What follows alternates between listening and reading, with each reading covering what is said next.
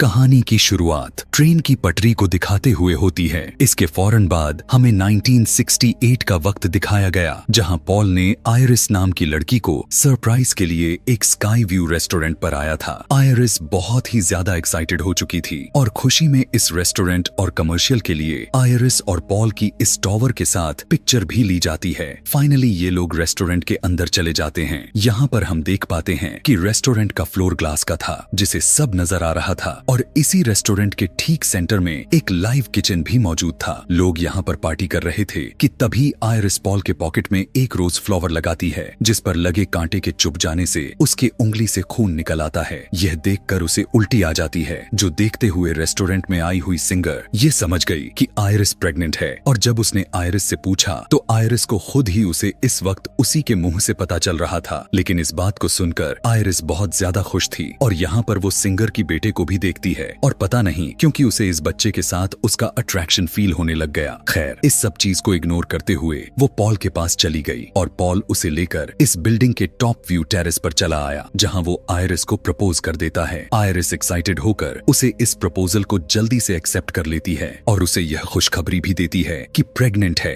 और इस बात से पॉल भी बहुत ज्यादा खुश हो जाता है। यहीं पर आयरिस नोटिस कर पाती है कि सिंगर का वो बेटा इस टॉप बिल्डिंग से एक कॉइन नीचे की तरफ फेंक देता है। कॉइन को हमें दिखाया गया कि जमीन पर गिरने की बजाय एसी के आउटडोर से वैक्यूम प्रेशर से उसके अंदर चला गया, जबकि ये सब लोग पार्टी करने के लिए आ गए। जब ये सभी लोग मजे से डांस करते हुए झूम रहे थे, तब दिखाया जाता है कि रेस्टोरेंट का फ्लोर हिलने लग गया था। इधर कॉइन भी फैन से निकलकर एसी के डक्ट के अंदर घूमने लग गया और रेस्टोरेंट के अंदर शीशा वाला फ्लोर अचानक से टूट गया। सभी लोग नीचे गिर गए। पॉल ने अपने आप को बचाने के लिए एक कांच का टुकड़ा पकड़ा हुआ था, जिससे उसके हाथ भी जख्मी हुए जा रहे थे, लेकिन फिर भी वो अपने आप को बचाने में नाकामयाब रह जाता है और नीचे गिरकर मारा गया। जबकि आयरिस इस टाइम पोल को पकड़कर लटकी हुई थी, इसीलिए वो बच गई और सभी के सभी मारे गए। वो कॉइन जो उसी डक्ट के अंदर उड़े जा रहा था, वो वहां से निकलकर एक दूसरी जगह चला जाता है और गैस के पाइप में लगकर लीकेज कर देता है, जिसके ऊपर लाइव किचन रेस्टोरेंट में भी आग लग जाती है, जिसकी वजह से आग में जलकर वो सिंगर भी मारी जाती है और आयरिस अपने आप को बचाने के लिए पियानो के नीचे छुप जाती है। काम नहीं बना तो आयरिस लिफ्ट के पास आ गई, जो लिफ्ट अब पूरी तरह से फुल हो चुकी थी। इससे पहले कि लिफ्ट नीचे की तरफ जा पाती, लिफ्ट के नीचे एक आदमी आकर क्रश हो जाता है। ऐसे में लिफ्ट भी खराब हो जाती है और लिफ्ट में सवार हुए सभी लोग भी अपने जान से हाथ धो बैठते हैं, मारे जाते हैं। वो वापस ऊपर रेस्टोरेंट की तरफ गई तो रेस्टोरेंट का आधा हिस्सा भी टूटकर एक तरफ लटक गया, जिसके अंदर जाकर लोग अपनी जानें बचाने की कोशिश कर रहे थे। यहाँ बस एक पियानो ही था जो इस पूरे हिस्से का बैलेंस बनाकर रखा हुआ था। वो कॉइन जो इधर डक्ट्स में घूमे जा रहा था, वो आकर इस पियानो के ऊपर गिरा और बैलेंस बिगड़ गया और रेस्टोरेंट का ये हिस्सा भी नीचे गिर गया। उस जगह पर मौजूद लोग भी मारे गए। यहाँ पर आयरिस को उसी सिंगर का एक बेटा दिखता है, जिसने उसे पकड़ लिया। वो उसे बचाकर यहाँ से निकलना चाहती थी, लेकिन उसकी नीचे की भी जमीन टूट गई। अपने आप को बचाने के लिए उसने रिंग को दो सरियों के बीच में फंसा लिया, लेकिन रिंग की वजह से उसका हाथ कटकर छिल गया। रिंग उतर गई और बच्चे के साथ आयरिस भी नीचे गिरकर मारे गए कि तभी उसी वक्त एक लड़की ने एकदम से चौंक कर चिंख मारी और हमें पता चला कि ये सब हमने अभी अभी जो देखा था वो एक स्टेफनी नाम की लड़की के हेल्यूसिनेशंस थे। वो अभी इस टाइम अपने क्लासरूम में बैठी हुई थी। उसकी इस तरह से चिल्लाने की वजह से उसकी क्लास खराब हो जाती है। उसकी प्रोफेसर ने जब इस बारे में पूछा, तब स्टेफनी ने बताया कि मुझे ऐसे हेल्यूसिनेशंस और डरा देने वाली विजन्स आते रहते हैं। रात भी वो यही डरावनी सपना देखकर चीख मारते हुए उठ बैठी और तब उसकी रूममेट ने उसे बताया कि तुम्हें इस बारे में अपनी फैमिली से बात करनी चाहिए। वो अपने घर आकर अपने डैड से मिली, अपने अच्छे भाई से मिली, जिसके साथ उसकी बहुत अच्छी बॉन्डिंग चल रही थी, और वो दोनों मिलकर अपने अंकल के घर चले गए, जो उनके मॉम के भाई थे।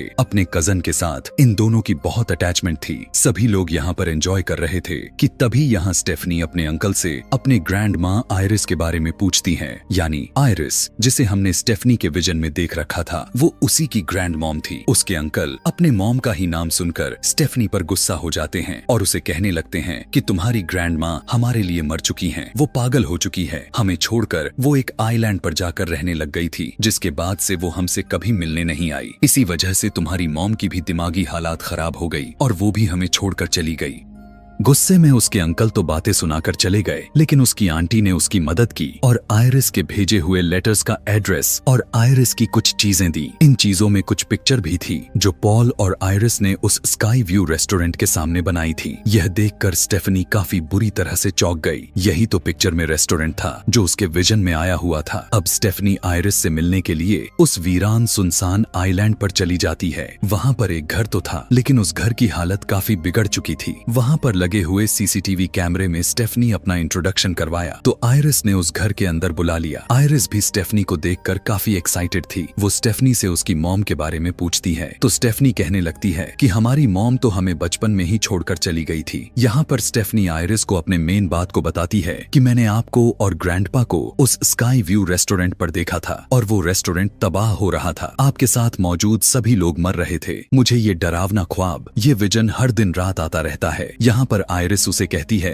कि जो तुम्हें आते हैं वो सभी विजन्स मुझे भी आते थे और उसी विजन की वजह से मैं उस दिन होने वाले बड़े हादसे को बचा पाई थी। उस दिन मैंने उस बच्चे के हाथ से उस कॉइन को छीन ली थी जिसकी वजह से वो सारा का सारा हादसा हुआ था और फिर वो रेस्टोरेंट का जो फ्लोर टूटा था वो भी उन्हें पहले ही पता था। इसीलिए मैंने जाकर माइक में ऐलान करते हुए सभी से कह दिया कि फ्लोर टूटने वाला है, जिसकी वजह से लोग पहले ही वहाँ से निकल गए थे और इस तरह काफी लोग मरने से बच गए थे। स्टेफनी हैरानी के साथ पूछने लगती है, आपने उस दिन सबकी जान बचा ली थी? तो आयरिस कहती है, हाँ, उस दिन मैंने मौत का धोखा देते हुए सबकी जान तो बचा ली, लेकिन मौत ने उन लोगों के पीछा नहीं छोड़ा। मौत उन लोगों के साथ गेम खेलने लग गई। जो भी लोग उस हादसे में बचे हुए थे, मौत उन लोगों को ढूंढ ढूंढ कर मारने लग गई। न सिर्फ उन लोगों को, बल्कि अगर उन लोगों के बच्चे भी होते थे, मौत उनको भी नहीं छोड़ रही थी। और अगर वहाँ पर मौजूद कुछ बच भी निकले और इनके बच्चे इस एक्सीडेंट के बाद भी पैदा होने लग गए, मौत उनको भी मारने लग गई, क्योंकि अगर वो लोग इस हादसे में मर जाते तो उनके बच्चे भी आगे पैदा न होते। मौत जब एक के बाद एक करके वहाँ वाले हादसे के लोगों को मारते जा रही थी, तब मुझे इन चीजों का अंदाजा हुआ। पॉल को भी मौत ने कैंसर के मुंह में ले जाकर मारा था और तब मुझे अंदाजा हो गया कि अब अगली बारी मेरी है। मौत को चकमा देने के लिए मैंने यहाँ आकर छुप गई। अगर मैं मर गई तो मौत तुम्हारी मॉम के साथ साथ उसके भाई, उसके बच्चों को, इवन तुम्हें और तुम्हारे भाई को भी मार डालेगा। लेकिन जब तक मैं जिंदा हूँ तुम सबको कुछ नहीं होने वाला। यहाँ पर स्टेफनी पूछती है कि आखिर ये विजन मुझे ही क्यों आ रही है? तब आयरिस ने कहा कि क्योंकि मौत अब हमारे पीछे लग चुकी है। यह बात सुनकर स्टेफनी बुरी तरह से डर गई। तब आयरिस ने उसे एक बुक दिया जिसमें उस हादसे में मरने वालों लोगों की मौत बाद में कैसे हुई थी, उन सब की स्टोरीज भी लिखी हुई थी और साथ वो तरीके भी लिखे गए थे जिनसे मौत को चकमा दिया जा सकता है। स्टेफनी को यहाँ पर ये बातें बकवास लगने लग गईं, इसीलिए उसने बुक नहीं ली और आयरिस से कहा कि मैं आपसे मिलने के लिए दोबारा आऊंगी। यह कहकर वो बाहर चली गई। आयरिस, जो काफी सालों से बाहर नहीं निकली थी, उसने अपने बच्चों को बचाने के लिए मौत के सामने आने का फैसला किया और बाहर निकलकर स्टेफनी को वो किताब पकड़ा दी। उसने कहा कि मौत अब तुम्हारे पीछे आएगी और अपनी जान बचाने के लिए तुम्हें इस बुक का इस्तेमाल करना ही होगा। स्टेफनी उसकी बात पर भरोसा नहीं कर रही थी तो आयरिस ने कहा कि यहीं पर रुककर मेरी मौत को देखना। यहाँ पर हमने देखा कि एक जगह से गैस लीक हुआ। गैस के लीक होने से एक चीज डिसरप्ट हुई, उसके बाद दूसरा हुआ और इसी तरह एक चैन बनते हुए आयरिस के मुंह में सीधा आकर लकड़ी जैसा कोई चीज स्टैब हो गई और आयरिस की वहीं पर मौत हो गई। अब तो स्टेफनी को यहाँ से आयरिस की बातों पर यकीन होने लग गया। यह 2 दिन बाद ही आयरिस का फ्यूनरल था, जहाँ पर स्टेफनी की मॉम भी आई हुई थी।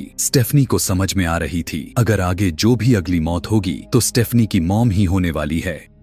अपनी मॉम की जान बचाने के लिए वो आयरिस की बुक पढ़ने लग गई जिसमें आयरिस ने वो कॉइन भी छुपा कर रखा हुआ था जिसकी वजह से उनसे उस दिन होने वाले हादसे को बचाया था। सारी बात समझते हुए स्टेफनी फौरन अपने फैमिली को कॉल लगाती है ताकि वो उन्हें अलर्ट कर सके, लेकिन यहाँ पर कोई भी उसकी कॉल को रिसीव नहीं कर रहा था। यहाँ दिखाया जाता है कि स्टेफनी की पूरी फैमिली मजे से पार्टी कर रही थी। उसी पार्टी में दिखाया जाता है कि मौत अपना खेल खेलने लग गई है। यहाँ पर एक गिलास जैसे ही गिरा, उस कांच का टुकड़ा जाकर बर्फ में गिर गया। यहीं से सभी बर्फ को ले रहे थे। ये बर्फ का टुकड़ा स्टेफनी के अंकल के गिलास में चला गया और उन्होंने ग्लास जाकर साइड पर रख दिया और यहाँ पर सारी चीजें भी थोड़ा थोड़ा करके अपनी जगह चेंज करती रहीं। देखने से ऐसा लग रहा था कि जैसे ये सब कुछ किसी प्लान के तहत हो रहा हो। स्टेफनी के अंकल के हाथ से वो गिलास गिर जाता है और कांच का टुकड़ा उनके पैर में घुस जाता है। दर्द की वजह से वो वहीं पर गिर पड़ते हैं। उनके गिरने से यहाँ वो जमीन में जो वाइब्रेशन पैदा हुआ उससे एक औजार औजार ग्रास काटने वाले मशीन पर गिर जाता है और मशीन स्टार्ट हो जाती है और देखते ही देखते वो मशीन स्टेफनी के अंकल के मुंह के ऊपर चढ़कर उसका पूरा मुंह क्रश करते हुए उसे मार देती है। उसकी इस भयानक मौत से सभी लोग डर कर बौखला जाते हैं। स्टेफनी बहुत ज्यादा डर चुकी थी और वो अब पूरी फैमिली को समझाती है कि किस तरह मौत उनके पीछे पड़ चुकी है। उसने बताया कि आयरिस के उस दिन टॉवर पर चढ़ जाने के बाद मौत ने उस सभी लोगों को अपना निशाना बनाना शुरू कर दिया था जो लोग उस टॉवर में बच गए थे। मौत ने उनको और उनके फैमिली को बिल्कुल खत्म कर दिया और बस अब उनकी फैमिली के साथ एक और लड़के की फैमिली जिंदा थी। स्टेफनी उन्हें समझाती है कि देखिए, पहले आयरिस मरी, फिर उनके सबसे बड़े बेटे, इस तरह अंकल के अब मर जाने के बाद अब बारी है उनके ही बेटे की, और यहाँ पर जब मेरी मॉम मरेगी तो उसके बाद मेरी मरने की बारी आ जाएगी। यहाँ पर मौजूद किसी को भी स्टेफनी के बातों पर यकीन नहीं हो रहा था। इवन उसके अंकल के बच्चे के साथ उसके कजन्स भी उससे नाराज हो गए कि स्टेफनी उसके डैड के मौत का मजाक बना रही है। यहाँ पर एक ही इंसान थे जिसे स्टेफनी पर यकीन हो रहा था और वो कोई और नहीं बल्कि स्टेफनी की मॉम। लेकिन स्टेफनी अपनी मॉम के साथ अच्छे से बात नहीं कर रही थी। यहाँ पर अब हमें अंकल के बड़े बेटे जो अपने पियर्सिंग शॉप पर दिखाया गया, अपना काम खत्म करने के बाद अपने शॉप को बंद करता है और अपने डैड के याद में अपने हाथ पर डैड का टैटू बनाता है। इस टाइम उसने अपने नाक के एक रिंग पहनी हुई थी। यहाँ पर उसके नोज के पियर्सिंग पर फोकस करते हैं और एकदम से ऊपर लगा हुआ एक फैन चालू हो जाता है जिसके साथ एक मैग्नेटिक चैन थी जो आकर उसके नोज के पियर्सिंग में फंस जाती है। फैन के चलते ही वो चैन भी घूम गया और वो लड़का भी लटक कर घूमने लग गया। नीचे बहुत सारा कैरोसिन गिर चुका था जो उसी के लाइटर से आग लग जाती है। वो अपने आप को उस चैन से तो छुड़वा लेता है लेकिन नीचे आग में गिर जाता है। हम देख पाते हैं शॉप में भी आग काफी तेजी से बढ़ चुकी थी। जैसे ही स्टेफनी को यह बात मालूम होती है कि उसके शॉप में आग लगी थी, इसीलिए सुबह होते ही वो उसके शॉप में जाने का डिसाइड करते हैं, लेकिन वो तो इनके कार के सामने ही आते ही इन्हें रोक देता है। हैरानी की बात तो यह था कि उसके बाजू के अलावा उसे कहीं पर भी चोट नहीं लगी थी। अभी वे सभी यही सब बात कर ही रहे होते हैं कि तभी तेजी से एक ट्रक आ जाती है, लेकिन वहाँ पर भी वो बाल बाल बच जाता है। यह देखकर वो स्टेफनी से कहने लगता है कि देखा, मैंने कहा था ना कि मुझे कुछ नहीं होगा। यहाँ पर स्टेफनी को उसकी बातें बिल्कुल बकवास लग रही थी। उसकी बातों पर ध्यान देने के बजाय वो सीधा रोड के चीजों पर ध्यान देने लग जाती है कि क्या ये चीज उस नुकसान पहुंचा सकती भी है या नहीं। यहीं से एक कचरे की गाड़ी जब गुजरती है तब स्टेफनी उससे दूर रहने के लिए कहती है, लेकिन वो तो जाकर उससे चिपकने लग जाता है और सच में पता नहीं क्यों उसे कुछ होता भी नहीं। अब लड़का स्टेफनी से कहने लग जाता है कि देखा, मैंने कहा था कि तुम कुछ ज्यादा ही सोचे जा रही हो। उस लड़के की दूसरी बहन भी अपने वॉक के लिए निकल जाती है कि तभी एक बॉल आकर उसके सर पर लगा जो सीधा गार्बेज बास्केट के अंदर गिर जाती है और गाड़ी वाले उसे जल्दी से गाड़ी के अंदर डाल देते हैं। यह सब कुछ होते हुए उन तीनों ने भी देखा था। जल्दी से जाकर वो तीनों उस गाड़ी को रोकने की काफी कोशिश करते हैं। स्टेफनी भी अपनी जान की परवाह किए बिना ही उस गाड़ी के ऊपर चढ़ जाती है, लेकिन देखने को मिला कि अंदर तो गार्बेज क्रश हुए जा रहा था और इसी मशीन के अंदर उस लड़की की भी उसके शरीर के टुकड़े टुकड़े हो गए। देखते हैं कि स्टेफनी के हाथ में बस उस लड़की का हाथ ही रह गया था और वो बहुत ही दर्दनाक तरीके से मर गई। उसकी मौत से सभी लोग बहुत ज्यादा डिप्रेस हो जाते हैं। स्टेफनी का भाई स्टेफनी से कहता है, तुम ठीक थी, लेकिन इस टाइम स्टेफनी को अपने थ्योरी पर यकीन ही नहीं हो रहा था क्योंकि उसे लग रहा था कि जो लड़की मरी थी उसकी जगह तो पहले उसके बड़े भाई को मरना चाहिए था। तब यहाँ पर उनकी आंटी ने आकर एक बहुत ही बड़ा सच रिवील किया कि असल में वो लड़का स्टेफनी के अंकल का बेटा था ही नहीं। इसी वजह से उसकी मौत नहीं हुई बल्कि उसकी बहन की मौत हो गई जो कि उसके अंकल की बड़ी बेटी थी। यह सुनते ही स्टेफनी चौंक गई, स्टेफनी के साथ सारे भी, क्योंकि अब सभी को स्टेफनी के बातों पर यकीन होने लग गया था। वो जो लड़की मरी थी उसका छोटा भाई स्टेफनी से कहने लगता है, यानी अब इस बार मेरी मरने की बारी है। स्टेफनी, मैं मरना नहीं चाहता, क्या तुम मेरी मदद कर सकती हो? स्टेफनी कहती है, मैं बचाना तो चाहती हूँ लेकिन मुझे बिल्कुल भी नहीं पता कि इसके आगे आखिर क्या होने वाला है। तब उसका भाई उसे कहता है कि तुमने तो पहले भी फिगर आउट कर लिया था कि क्या होने वाला है, इसीलिए जरा तुम अपने आसपास के चीजों पर ध्यान दो, शायद समझ जाओगी। स्टेफनी को याद आता है कि आयरिस यानी उसकी ग्रैंड माँ ने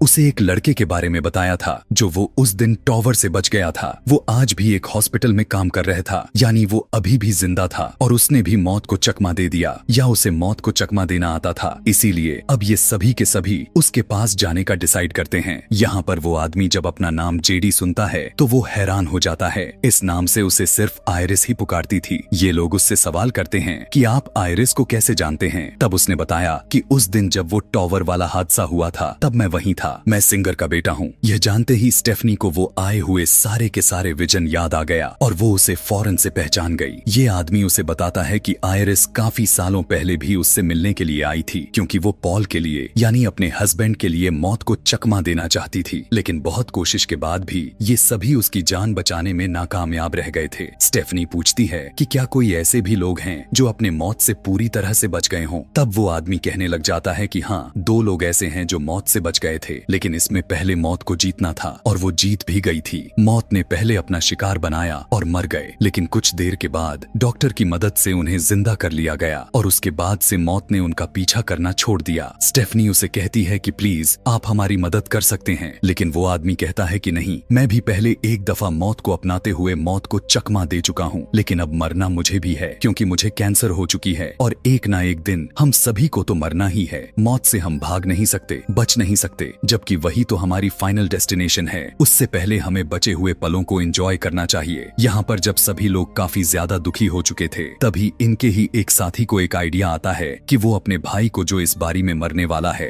उसे पीनट खिलाएगा, क्योंकि उसे पीनट से एलर्जी थी। इस तरह से वो पीनट खाकर मर सकता था, लेकिन उसका प्लान यह था कि जैसे ही वो मर जाएगा फौरन से उस एंटी एलर्जिक और मेडिकल सर्विसेज को देते हुए जिंदा कर दिया जाएगा और इस तरह से ये लोग मौत को चकमा दे देंगे। और जैसे ही कुछ देर के बाद वो वर्निंग मशीन के पास आया तो वो मशीन चलती नहीं। उसे जल्दी बहुत थी, इसीलिए हाथ डालते हुए पीनट को निकालने की कोशिश की, जिसकी वजह से मशीन का एक स्क्रू ढीला हो जाता है। जिसके बाद ये लोग अब छुपने के लिए एक रूम में आ गए। वो अपने भाई से कहता है कि तुम यहीं पर रुको, मैंने तुम्हें लिए एक एंटी एलर्जिक लेकर आता हूँ। यह कहने के बाद वो वहाँ का दरवाजा बंद कर देता है और उसके दरवाजे के पटकने की वजह से यहाँ पर कुछ बॉटम्स चालू हो जाते हैं और MRI मशीन भी चालू हो जाती है। कुछ देर के बाद वो लड़का वापस आ जाता है एक इंजेक्टर और एक व्हीलचेयर के साथ। वो इस लड़के को पीनट खाने को कहता है। इससे पहले कि ये लोग अपना कोई प्लान पूरा कर पाते, यहाँ पर MRI मशीन चालू होते हुए अपनी हाई मैग्नेटिक रेस की वजह से वो यहाँ की सारी मेटल के चीजों को अपने तरफ खींचने लग जाती है। स्टेफनी का बड़ा कजन, जिसने अपने पूरे बॉडी में पियर्सिंग की हुई थी, व्हीलचेयर के साथ साथ उसे भी अपने अंदर खींचने लग जाती है और वो अजीब तरीके से अंदर की तरफ घुसता ही चला जाता है। अपने आप को वो बचा भी नहीं पाता। व्हीलचेयर भी टूटते हुए उसके अंदर स्टैब हो जाती है और वो बहुत ही दर्दनाक तरीके से वहीं पर मर जाता है। उसका छोटा भाई, जिसने पीनट चॉकलेट खा ली थी, अब उसे भी बहुत ज्यादा तकलीफ होने लग गए थे। अपने आप को बचाने के लिए अपने पास में ही मौजूद इंजेक्शन को ही अपने अंदर इंजेक्ट कर लिया, जिससे वो बेहतर तो हो गया, लेकिन वेंडिंग मशीन से वो बड़ी सी स्प्रिंग बाहर निकल आया, जिसे इन्होंने खोला हुआ था। एक दीवार से दूसरे दीवार पर टकराते हुए सीधा उस लड़के को लगा जो अभी अभी मौत को चकमा देने के लिए चॉकलेट खाकर अपने आप को एंटी एलर्जिक को लगाया हुआ था, और इस तरह उसकी भी मौत हो जाती है। यानी मौत ने उसे भी नहीं छोड़ा। इन दोनों के मरने की वजह से सभी लोग बहुत ही ज्यादा दुखी हो जाते हैं। स्टेफनी अपनी मॉम से कहती है, अब आपकी बारी है। आयरिस यानी आपकी मॉम जिस घर में रहती थी, मुझे लगता है कि आपको उसी घर में रहना चाहिए, क्योंकि उस घर में रहकर वो भी काफी कुछ अरसे तक जिंदा रही थी। अपने बेटी की बात सुनते हुए ही वो तैयार हो जाती है। तभी हम देख पाते हैं जो स्टेफनी के हाथ जो बुक थी उसमें से वो कॉइन निकलकर नीचे गिर जाता है, जिसे एक ओल्ड लेडी उठाकर अपने पर्स में डाल लेती है। खैर, स्टेफनी तेजी के साथ अपने ग्रैंड मॉम के घर निकल जाती है और अपनी मॉम को उस घर के अंदर जाने को कहती है। उसकी मॉम अपने दोनों बच्चों को लिए काफी परेशान हो चुकी थी, तो स्टेफनी ने कहा